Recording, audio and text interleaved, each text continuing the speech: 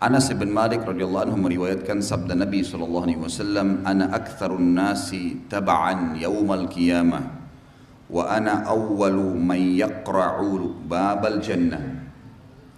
Akulah manusia yang paling banyak pengikutnya pada hari kiamat, dan akulah orang pertama yang mengetuk pintu surga. Makna hadis ini, Bapak Ibu sekalian, Nabi Muhammad SAW memastikan kalau umat manusia terbanyak adalah umat Islam, dan kita umat yang paling besar. Ini menandakan risalah yang dibawa oleh baginda Nabi SAW adalah risalah yang paling besar, yang paling benar, sehingga paling banyak pengikutnya. Dan beliau dari sisi lain juga menyuruh kita semua yang sudah jadi muslim untuk menjadi atau memiliki andil dalam populasi orang-orang muslim ini. Seperti misalnya dalam sabda beliau dalam hadis yang sahih, menikahlah dengan wanita yang wadudul walud, tazawwajul waludul walud, menikahlah dengan wanita yang subur dan juga penyayang. Fa inni mukatsirum bikum umam yaumal qiyamah, karena aku sangat bangga dengan jumlah umatku yang banyak pada hari kiamat. Selain memang ada jaminan dari Allah Subhanahu wa taala melalui lisan Nabi Muhammad SAW kalau umat Islam ini adalah umat yang terbanyak nanti pengikutnya, artinya setiap hari akan bertambah populasi, akan bertambah jumlah mereka. Mau tidak mau, adapun orang yang memerangi Islam, ada orang yang membencinya, tetap Islam ini akan menyebar.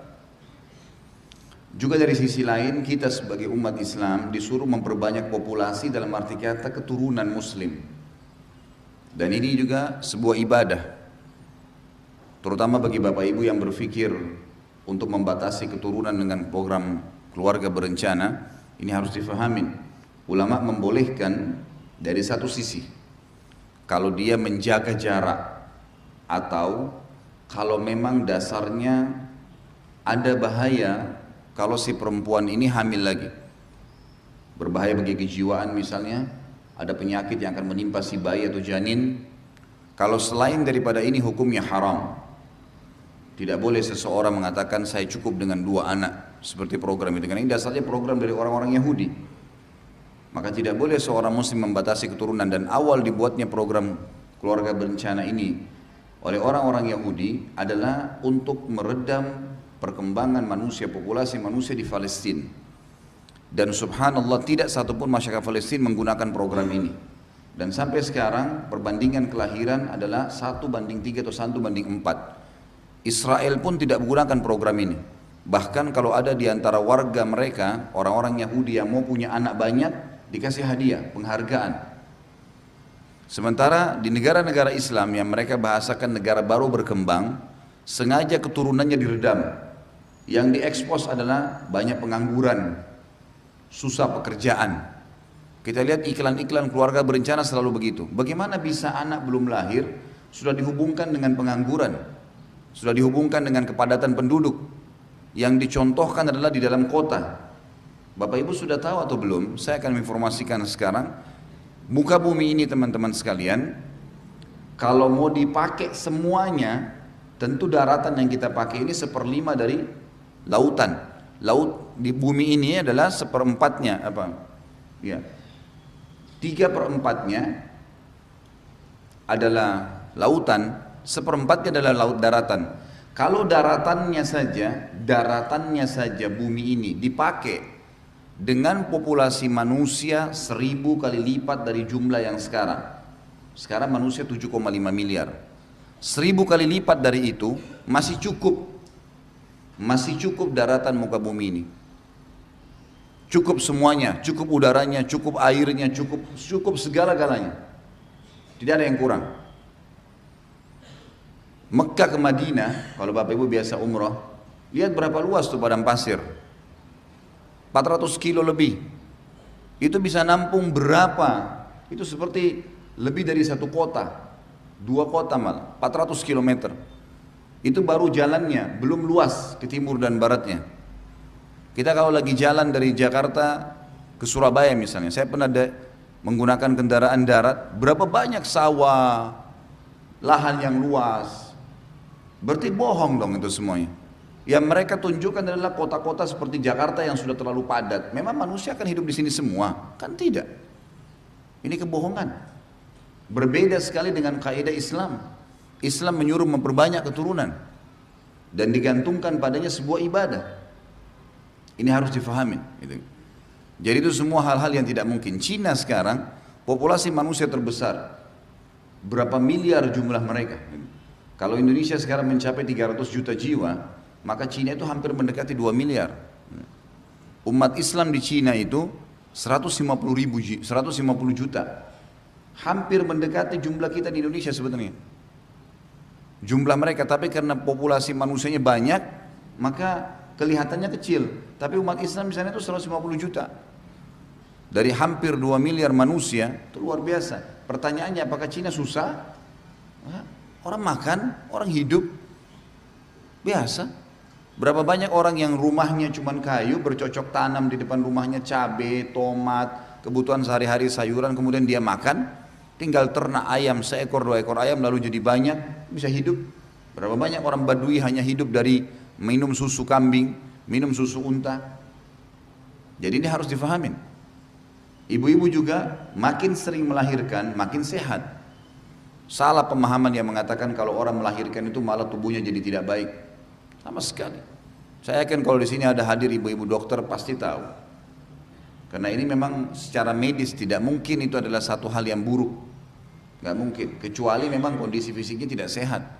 Kalau dalam pandangan agama, Allah sang pencipta dan maha suci, maha kuasa, tidak mungkin menyuruh memperbanyak keturunan lalu membuat wanita tidak mampu, tidak mungkin. Digantungkan pahala yang besar, mati dalam keadaan melahirkan, mati syahid, masuk surga tanpa hisab. Pahalanya seperti orang sedang berjihad kalau sedang hamil. Karena kalau mati, mati syahid. Juga kata para ulama, Allah Azza wa Jalla memberikan, ini pendapat para ulama. Saya tidak bicara dari sisi medisnya. Para ulama mengatakan Allah Azza wa Jalla membuat di dalam perut wanita ada kantong rahim, dan ini nanti butuh peremajaan. Peremajaan yang paling sederhana adalah adanya haid setiap bulan. Memang haid itu harus datang, kalau enggak sakit si perempuan itu. Yang paling maksimal dalam peremajaan adalah nifas. Nifas ini keluar setelah melahirkan. Makin sering melahirkan makin sehat sebenarnya. Satu sisi. Sisi yang lain mungkin ada di antara ibu-ibu bilang, saya kalau banyak anak pusing ngurusnya. Memang wajar. Wajar. Kita punya perusahaan 3 pegawai dengan 10 pegawai beda. Beda ekstra waktu, ekstra energi, tapi hasilnya bagaimana? Pasti lebih besar. 10 orang anak mendoakan kita, Rabbi ghafirli wali walidayya, dengan 1 orang anak, sama nggak pahalanya? Sama nggak hasilnya? Beda. Memang awalnya capek, masa nggak mau capek? Harus ada upaya. Tapi kalau jadi, bayangkan, jangan bayangkan 10 anak nakalnya, tapi bayangkan kalau 10 anak hafal Quran. Berapa banyak orang tua yang akhirnya memasukkan anaknya di pesantren, ikut tahfidz Quran dan berhasil? Berhasil. Banyak. Gitu. Tapi semua perintah agama pasti syaitan tidak inginkan. Ini kita bahas kenapa? Karena ada tersebutkan dalam hadis, dan sekaligus juga mengubah persepsi sebagian muslimin dan muslimat, laki-laki dan perempuan. Ada banyak bapak-bapak mengeluh, istri saya sudah tidak mau hamil lagi padahal sehat. Ada juga yang mengeluh ibu-ibu, saya tahu ada hadis Nabi disuruh berbanyak anak, tapi suami saya nggak mau, katanya nanti pusing.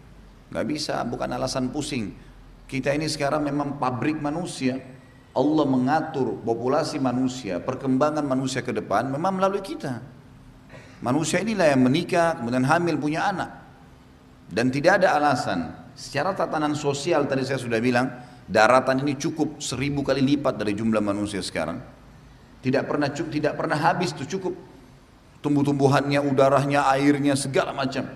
Cukup. Itu baru daratannya. Kita belum bicara yang 3/4 yang lautan. Kalau bisa di atas lautan orang tinggal buat daratan, itu sudah luar biasa. 4000 kali lipat dari jumlah manusia sekarang bisa. Jadi tidak ada alasan.